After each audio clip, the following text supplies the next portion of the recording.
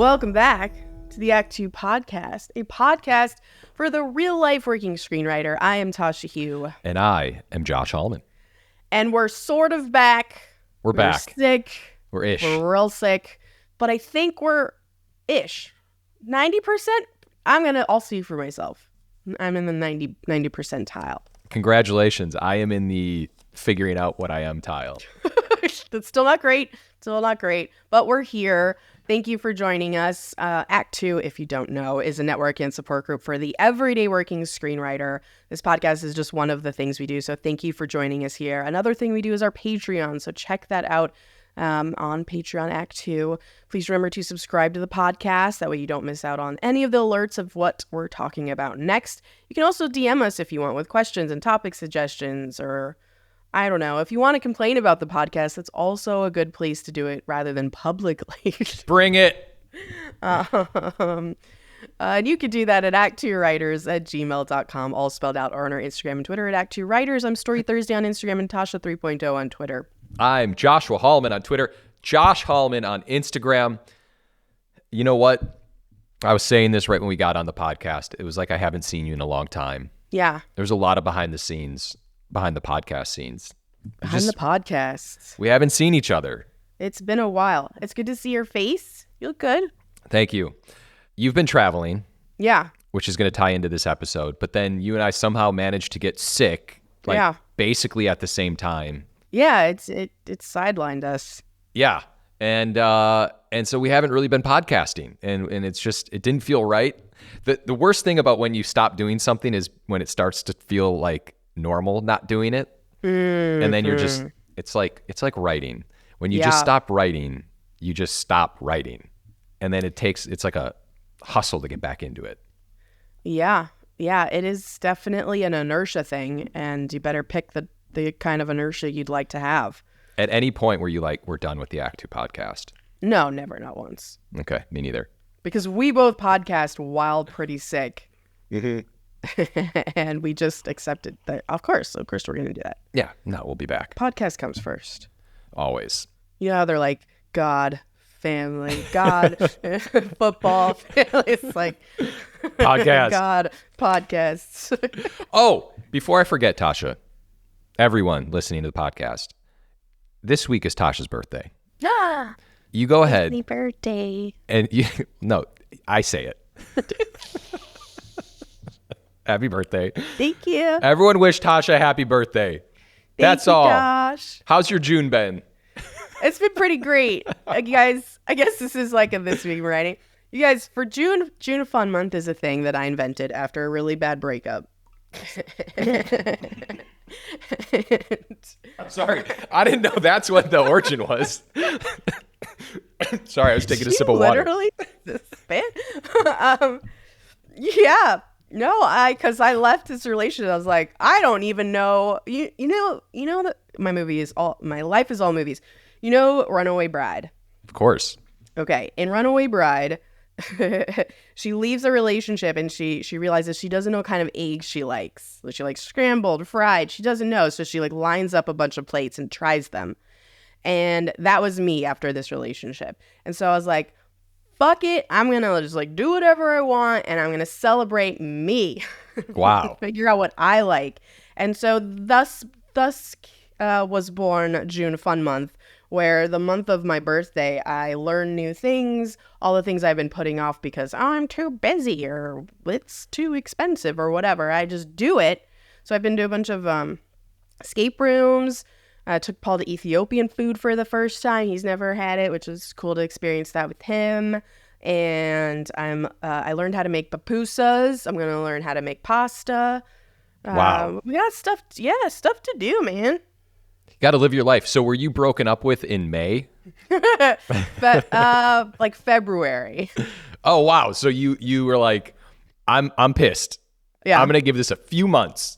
And come June...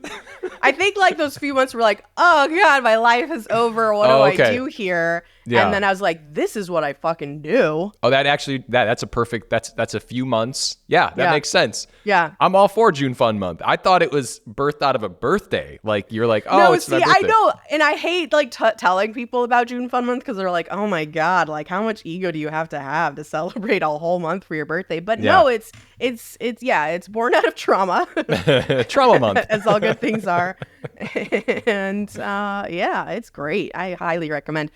Paul now does it. When I met Paul, my husband, he hated his birthday because it was also filled with trauma, and I was like, fuck no, we're celebrating you and your life and the fact that you exist. And so now it is September Super Month. Wow. and we do all the same things for him on his side. I'm going to say one last thing about birthdays and we can move on. Yeah. Yours falls in a perfect period because it's right in the middle of June. Like right there. So you get to celebrate. Like you're leading up to it and then you're on the tail end of it and it's perfect. Mine is February 2nd. Right. And so I'm like pumped. But then by like February 5th, I'm like, all right. It's not your birthday anymore. I guess we're still celebrating the new year. You have to build up in January maybe, or is that too weird? I think it's a little weird. It's a lot because you get the Thanksgiving, then you get Christmas, then you got New Year, and everyone's just kind of coming down. And then I pick everybody back up for a day or two, and then we're back down. Right.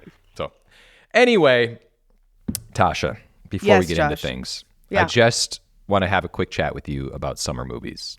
Yeah. I want to do our it's like a check-in. It's a midsummer check-in. Yeah, absolutely. Midsummer check-in. I know you just saw, what did you just see? I just saw How to Train Your Dragon. Okay, we'll talk about that. We'll talk about Lilo and Stitch at some other point. Live action movies. Yeah, we want to talk about, because How to Train Your Dragon and Lilo and Stitch, if you guys don't already know, even though we did our Are You Excited, and you definitely know, are live action remakes of original animated movies. I saw both. Josh and I saw both. You haven't seen How to Train Your Dragon yet. No, I'm seeing it. But you will. Yeah. And I have thoughts. How to Train Your Dragon. I have a How to Train Your Dragon tattoo. It is very important to me. For Lilo and Stitch, I was Lilo a couple Halloweens ago. I love this movie as well. I have thoughts about live action adaptations, and I think both served different purposes and met with different successes and failures. And I think it is really interesting to talk about because this is a thing that has not really been cracked very well yet. Yeah. And you, screenwriter listening to this podcast, could be someone who listens to that episode and goes on to write an amazing live action adaptation of a previously animated movie. And so it feels important to talk about. Yeah, maybe we do that next week. But I wanted to see what your thoughts are currently on the state of summer movies. Are you happy with the summer? This is a big time for us. I'm pretty happy. There are a lot of options out there. There's some horror movies. There's some action movies. There's these fun How to Train Your Dragon, Lilo and Stitch movies. Mm-hmm. There's this bevy of options, all of them exciting. So far, everything has been pretty damn good that I've seen so far this summer. Yeah, and we're rolling into happy. F1, Brad Pitt. We've got Superman incoming. Yeah. We've got a lot of stuff incoming. Yeah. Okay. All right. How do you feel? What's your midsummer temperature? Feeling okay. I'm feeling like just it's been okay. Yeah. By the way, I loved Lilo and Stitch. I loved it. I don't even know why people were so surprised it was like such a smash hit. We can get into this at some other point, but I loved it. I mean, it beat Mission Impossible. I think that is surprising. It's a kid's movie. Yeah. And Mission Impossible was like 3 hours. Yeah. But it's Mission Impossible. It is Tom Cruise hanging. Well, it's like the franchise that saved movies. It's amazing. It's amazing. I'm not opposed to this battle in the box office. I thought that was really cool and refreshing, but it was surprising to me. Okay. Especially because, live action adaptations of Disney movies have historically been terrible. Like, Disney was done making them. They had like one more coming out after Snow White and they were done. And then Lilo and Stitch happened and now they're back on the train. So I don't know if that's a good thing or a bad thing. Maybe they'll learn from the successes and the specific successes of Lilo and Stitch, which we'll talk about on that next adaptation episode, and do better moving forward. But it is a turning point for Disney, Lilo and Stitch, which I find fascinating. Okay. That's all. I just wanted to do a check-in. Yeah. Yeah. I mean, I've seen Mission Impossible. I've seen Thunderbolts. Can I ask you what your favorite has been so far? Thunderbolts and Lilo and Stitch have been my favorites thus far. Yeah. Saw Fountain of Youth on Apple. Oh, should we get into that? No, let's not and say we did. All right. Okay. Yep. Yeah. So go see some summer movie, guys. There's a lot of fun stuff out there. And let us know what you think of any of them. Yeah. This is it. This is what also, yeah. The summer movies are like a celebration for us. It is a celebration. It's like we love summer, Josh and I. I'll also say, because we're going to do this adaptation animation episode coming up, if you go and see How to Train Your Dragon and Lilo and Stitch and have any questions specifically about, hey, why did I feel this way? Or why did they do this? Or anything that comes to mind, or comments, just observations you made about the difference between those two adaptations, send them our way. We will talk about them on the podcast during that episode. If there's one thing I know for sure you're great at, among all the other things, adapting something, I know if you've told me you were adapting something, I'd be like, she's got it, 100%. So you are the person to ask. Ask away. I love adaptations. Okay. I have another writing thing that I've seen that I'd want to bring up. I'm watching Department Q, which I can't stop texting Josh Hallman about. It is a show on Netflix. It's a British show. It takes place in, I think, Edinburgh. It's in Scotland. Matthew Goode plays the lead role. He plays a piece of shit cop, really. He's a detective. He is an asshole to every single person in his entire life. And then he gets shot one day, nearly dies. His partner, which is kind of his only friend, is paralyzed by the same bullet that nearly kills him. And another young, beat cop is killed as well in this shooting that he was a piece of shit to earlier in the scene. And that is sort of the jumping off point for how the show progresses from there. He's reassigned off active duty, but put on cold cases, and he, gathers this unlikely team. And it's the way I'm pitching it maybe sounds a little bit like a CSI network show. It doesn't feel that way because it's British. It's just more elevated. It's more dramatic. It's more real. I am so hooked. It's awesome. They have this underlying mystery, which is they present in a really cool way in the pilot. They have you seen Beyond? You've seen Beyond the pilot. I have not. Well, okay. So this is, I guess, not a spoiler because you watched the pilot. They present a like parallel stories in the pilot, and you're like, why am I following this lawyer? I don't really understand. Presumably a lawyer and a cop will intersect at some point. And then you find out that this lawyer story we've been watching in the pilot takes place in the past. And the cold case that the very first cold case that Matthew Goode decides to take on is finding this lawyer who has gone missing 4 years ago. Just out of the blue, just disappeared off of a boat.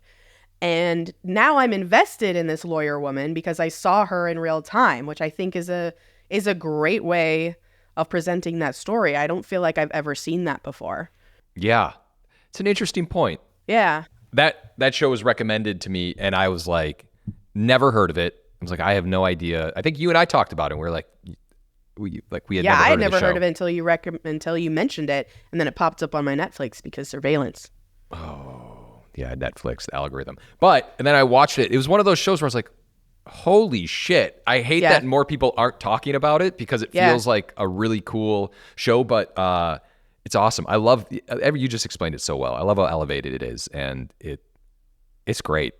Yeah. It's one of those shows you watch and you want to make something like that. Yes. It's very inspiring. Yeah. I agree. Yeah. I was up till 2 a.m. one morning watching these episodes. I was like, fuck, I have 2 episodes left. I should just go to bed.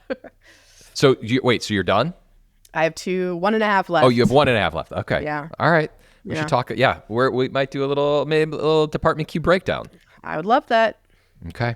All right. Moving on to the main topic, which is writing when you're traveling, writing when you're sick. It's writing when there are things going on in your life that don't make writing easy. And Josh talked about the inertia of writing earlier. And I think that's so important because it's so easy to fall off the wagon of something, and that becomes your new norm. It's like working out. You work out regularly and you work out regularly. Like, that's just how your life is now. Soon as you stop, suddenly those months and months and months of work, I'm speaking from experience, just suddenly disappear and you don't make the time for it. And that is the exact same with writing. So as Josh has mentioned, and as obviously you all know if you've been listening, I was in North Carolina for 3 months on a job. And I moved out there and lived in an apartment by myself and just went to a writer's room for a few hours right smack in the middle of the day. And then the rest of the day was mine in a really tiny town where there's nothing to do. And I had to figure out how to write my own stuff. I had to figure out how to stay motivated. I had to figure out how to do this podcast, which was the easiest part because obviously we're always going to do the podcast. Obviously. And then after that, I went on a road trip for a month with my husband to come back to Los Angeles. And I had to figure out how to stay motivated then mostly because I had work, like actual obligations I had to do. I actually didn't do any of my like spec stuff. It's actually not true. I did a little bit of spec stuff, but I tried to really take that time off and be inspired because we talk a lot about on this podcast how you have to go out into the world and be in the world and experience the world in order to write about the world. And I really wanted to take that message to heart and spend that month of traveling, soaking in other cultures in different states, other sort of sites and histories and ways of life and people, and not be like in my hotel room writing. So we can talk about that too. Like, how do you manage to stay on top of it in that kind of environment as well? Because I still was writing during that time. And then as soon as I got home, I got sick for 3 weeks. I'm just coming out of it now. And how do you write when you're sick? And all of those different sort of levels of obstacles will always happen in your life. And Josh and I's opinion is that it's still important to write through all of that because of this inertia problem. I agree. And as you were saying that, like, you have to create that sense of normalcy in your life. And it's like, we've talked about the habits and everything like that. But I think you hit it, or you said it perfectly. Like it's just writing throughout like life stuff. Like that's the thing. And I will talk to someone and they're like, something happened with a child or something happened with a significant other or whatever. And it just throws your entire week off, your day off, everything.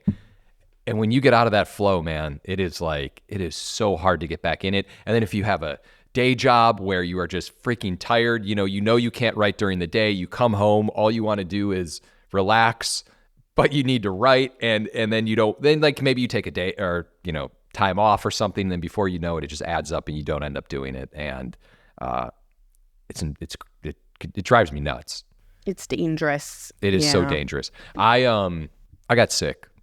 I wasn't even sick. I just had a problem with my ear. I basically lost hearing in my ear, but it threw me off so much. It was all I could think about. I was like, I have to figure out how to hear again in my ear. And, but I ended up going on a steroid, which then caused me to not be able to focus, which I'm still like, when you have to like focus to focus, like I'm like there where I'm like already, that's already bad for me. I might as well just throw in the towel. Oh, I didn't tell you this, Tasha. You want to hear some shit? Yeah. I actually meant to talk about this. I can't believe I forgot. I was told by the doctor to kind of avoid loud sounds for a little bit. And I was like what? They're like, no concerts. And I was like, what about movies? And they're like, just be careful. I know. So there's that. And the movies that you see are like big, booming. It's not indie dramas here we're talking about of two people sitting on a couch and talking. So it's shit like that. Yeah, no, that's right. Can you even imagine if a doctor told you can no longer go to movie theaters as like a part of your life's? I'd stop. Like, I'd just be like, normal? I'd be like, that's not it. That's not happening. Yeah. It's non-negotiable. Well, anyway. Sorry. This is all to say, when you get under the weather or something happens to you, it just throws off your life, and then you got to just figure it out. And we just needed to tackle it because I think it's a common thing that happens to everybody, and everyone's sick for some reason. Like all my friends are sick. Jesus. Yeah. So sick for 3 weeks for me, I mean, for anyone, but speaking from my own experience, was just so awful. Not just because you're sick and all the things that come with that, but I needed to work. Like, my plan was to come back from my road trip, to come back from North Carolina and like hit the ground running. Yeah. Be like, I'm back in my office. I'm back working on the things that I need to be working on, the things that are me and mine. And then I couldn't do that because, like Josh, I had this brain fog that happened, not only because of the sickness, but because of all the shit I was taking to combat the sickness. In fact, there was one medication that I was given at urgent care that was a cough suppressant. And I found out later, because I like Googled what this actually was after the fact, and it was that was causing my brain fog. I was like, fuck this thing. Like, I would rather cough than have a brain fog because I can't be on like week 3 or even week 2 and not get into some kind of writing. Yeah. It would just put me way behind on a lot of my projects.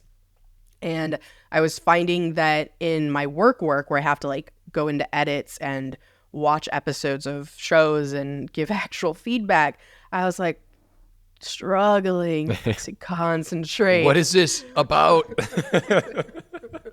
So who are you people? What show is this? Let me ask you this. Let me rewind. When you were on the road, Yeah. were you plotting out your writing return? Oh, yeah. Like you had a schedule in mind? Oh, yeah. It was really? so great. I was so stoked for coming back to LA. Yeah. Oh. And then you get back, it gets blown up. Yeah. And then did you just stop working?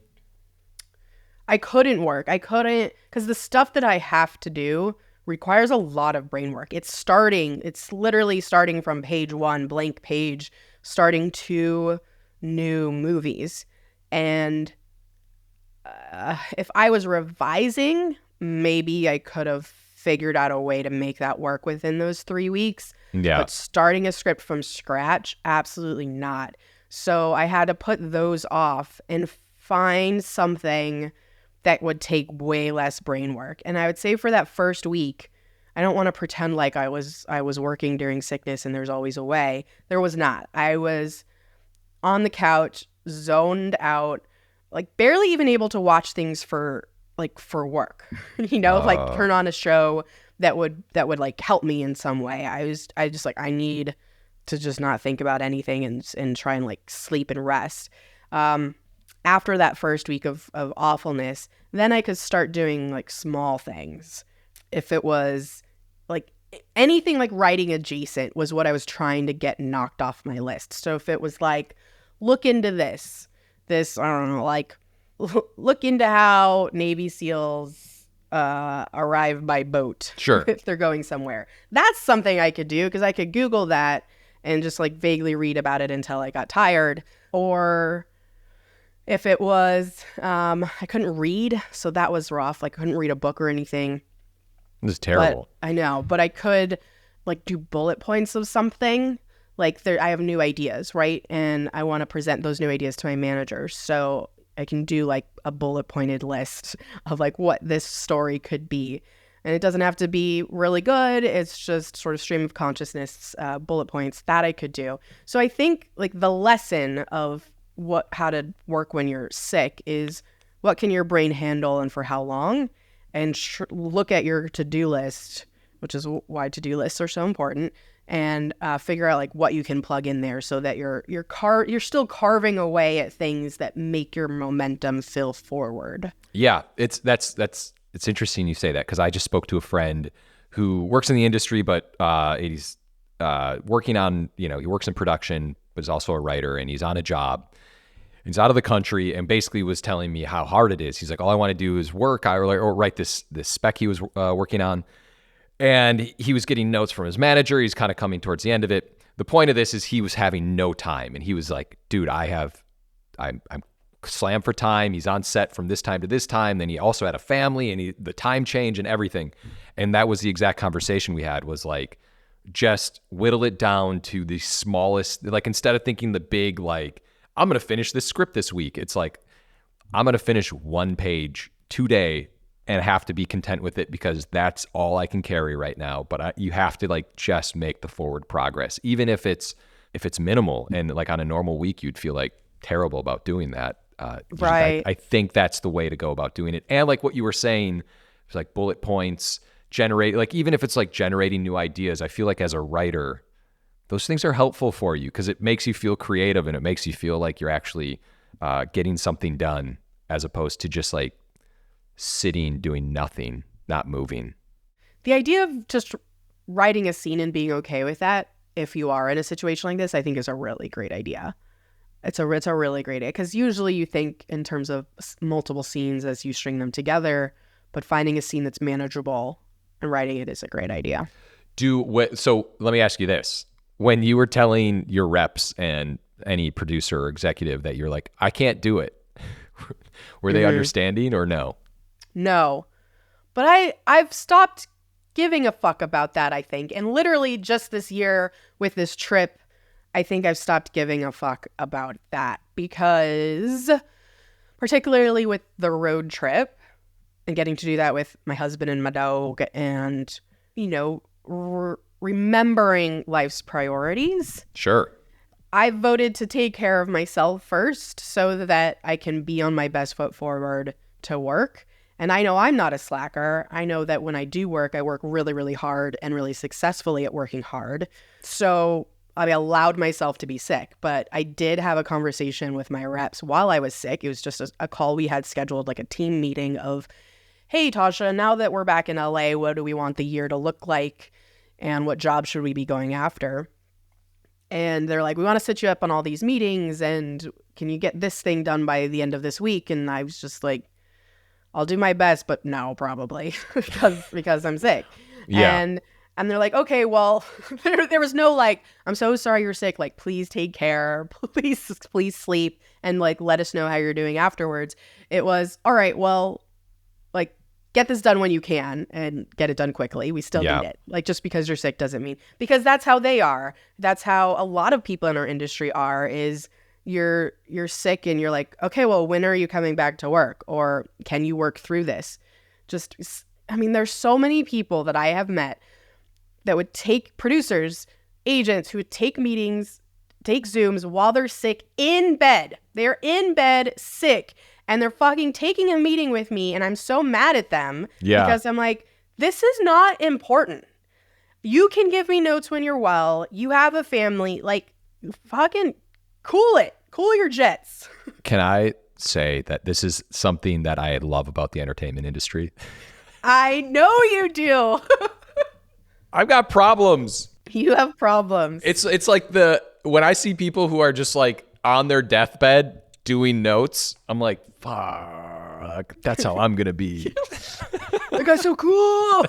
You are making it, but they're probably not making any sense in their head. But I asked that question because there is a certain expectation. I feel like there's in certain industries where people just don't give a shit about you, like, at all. And it really comes down to that. And I always remind myself how easily someone can be replaced, where it'll be like, let's just say someone like got fired from something. It'll be a shock for a while, but they're going to be replaced. Like, yeah. And that's what's so terrifying about this industry, but also, like, in my opinion, something kind of exciting about it, because it forces you to cutthroat. Well, no, because it forces you to evolve. It's like puts pressure on you to be like a different person in a sense. It does. I mean, the inertia is real. Yeah. It's not just for creative reasons. You can't stop swimming. God, I love LA. God, it's the worst. It's the worst. This is so stressful. Okay, by the way, now that I'm pivoting again, just mid-conversation, just blame the steroids. The doctor did ask me if I was under stress. Yes. Under a lot of stress. And I was like, yeah, maybe. And it could have been partially caused, like something happened to my nerve in my ear from stress. I don't know.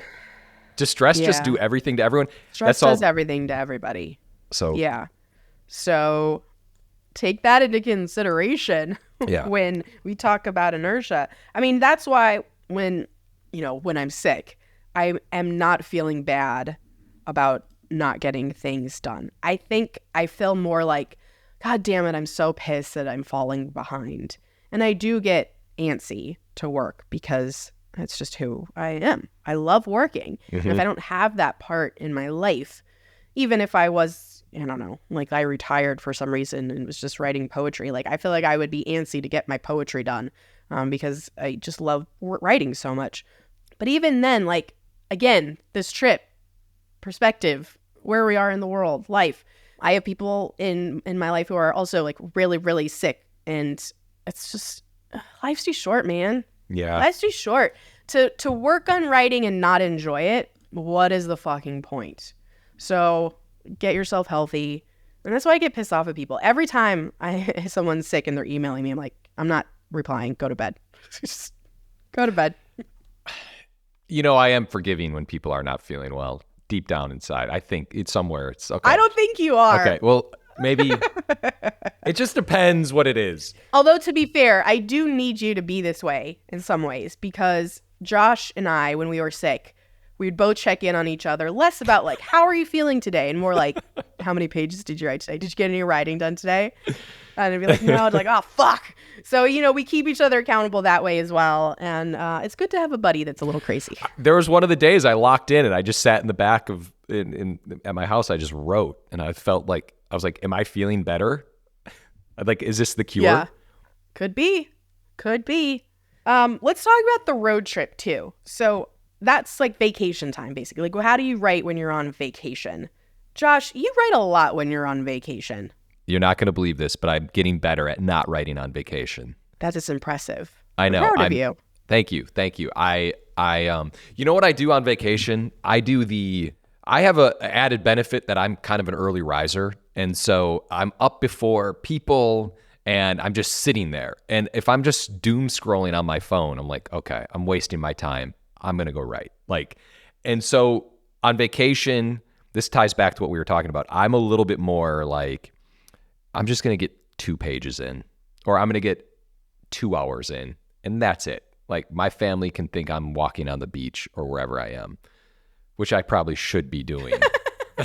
But I'm getting a little writing done, and it just makes me feel better. Yeah. You don't write anymore on vacation.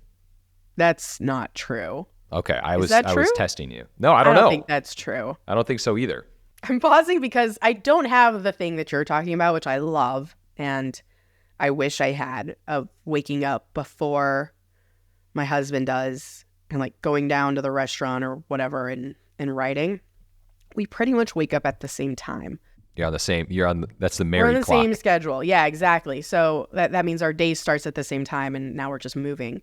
So to find writing time, and I'm thinking specifically about Hawaii only because I have like countless photos of Josh in Hawaii sending me pictures of him writing by a pool or a beach. And I'm like, what are you doing? Yeah. Go swimming. Am I going to regret this in life? Am I going to get like one day be like, no, I was just sitting there writing a script? No, because I've seen you with your family and you are like completely there. So there, okay, I feel better. And there's another person I'm thinking of too who has a family, has 2 kids, and he manages as well to write around them. So sometimes, let's say they're all sitting on a couch watching a movie. I feel like he could be a little bit more present. He's a little bit different than you. But if it's a movie like he doesn't super care about, but he wants to hang out with his kids, he'll sit on his couch and he'll work while he's like hanging out with his kids. But he's also really good at like unplugging and, oh, you asked me a question? Yeah, I will completely be here for the answer of that question, and then I'll get back to it. And that to me is a gift. I'm not sure I could do that. Like, now that we're back in LA, Paul comes in often and is like, hey, can I tell you this thing that I just saw on the internet? And I'll be like, oh my God, can't you just see I have a script in front of me? Like, get out. So I'm having to get back into like managing those emotions again. Because I was by myself for 3 months. No one was interjecting on my stuff. And, Oh, that's right. yeah, I think this just boils down to having the micro goals, like on all 1,000%. all levels. I think that's it. I think this is the mystery of life, writing life. You just set these little things. You have to be realistic. We've talked about this a million times, but I think for writers, for maybe us, for definitely like years ago, it would be setting these really high goals and like very unreasonable, which is cool when you're younger because you like the world kind of bends at your will. But when you have more responsibilities, that's just the way it is. I hate to say it, but More responsibilities, but also I think like a reality check because Yeah. we didn't hit those big goals back then. If we had had smaller goals that were more attainable along the way, we may have gotten further quicker. I don't know. Who no, knows? I agree. I'm all in for big goals, by the way. But I'm just saying, like, I'm going to finish a script while I'm sitting in Hawaii is just like the dumbest shit, which I would have probably used to do. That's and fair. then I'd be mad at myself for not finishing a script while I was sitting in Hawaii. Yeah, agree. Those smaller goals, because then if you exceed them, oh man, you're on top of the world. You're crushing it. Write a scene while I'm in Hawaii, and then you write like 5 scenes. Fuck. Yeah. Oh my God. Little Lilo and Stitch scene. Superman. Yeah, that does feel good. I think maybe this time, because I'm going back to Hawaii, maybe I'll just do a couple little small goals, a couple log lines. I mean, that's super smart. Like if you have been writing on a spec or something or whatever job you're on and you're about to go on vacation, you're like, God damn it, it's going to stop all momentum. I'm not going to be able to work on this. I'm not going to find huge chunks of time like I can at home. Maybe pivot and say, yeah, I'll find my next idea by the end or work on finding my next idea by the end of this trip. So that, I mean, you could just be at a cafe. This is how I cheat too, by the way. I'll like be at dinner and brainstorm my next idea with my husband. And that's the conversation topic for today. Totally. It's the greatest thing in the entire world. When you're like, hey, I've got this idea. You break this for me. What do you think the break into Act 2 is? What's the arc of this character? It's the best. Yeah. Create these manageable side steps. And it's also smart to do the things that you can't find time to do at home. And do it there because now you have a bit more freedom. Yeah, the one thing I worked on when I was on my road trip was a pitch for a movie. So I want to get a job adapting a book with this producer, and it's an action movie, but it requires a lot of changes from the book and a big rethink. So I knew I wouldn't have time to do like real writing. So instead, I was like, let me just, because this is something I can just like think about. I could just sit in the car and just think about it. And I knew that a lot of my time would be in the car. So what can I do in a car that will still feel productive? And that was the thing, something I just have to think about. And then occasionally, if I came up with a good idea, I'd write that down. In conclusion, the big picture of all this is when you're sick, life's coming at you, you're on vacation, it's just set the small goals, the little micro goals, and just hit them or exceed them and feel better about yourself. Yeah, absolutely. Keep that momentum going. But life, man, life comes at you. Shit happens, and it throws everyone off. It's hard. Like it's one of the hardest things with writing because it requires so much brain power. Yeah, but don't stop. Don't stop. You got this. What a podcast. I think we needed this coming out of where we've been to move us forward to the next real topic. I'm really think so excited too. to talk about adaptations, but I think I needed a little like jolt of inspiration. A little cathartic check in. Anyway, that's all I got. Quote of the day. Go all the way with it. Do not back off for once. Go all the goddamn way with what matters. Ernest Hemingway. My boy. Please remember to rate and subscribe. Follow us at ActTwoWriters for more awesome writing stuff. You can follow me, Tasha, at Story Thursday on Instagram or on Twitter at Tasha 3.0. And I am Joshua Hallman on Twitter, Josh Hallman on Instagram. And as always, the Act 2 podcast is a production of Act 2, a network and support group for the everyday working screenwriter. This episode was edited by Paul Lundquist.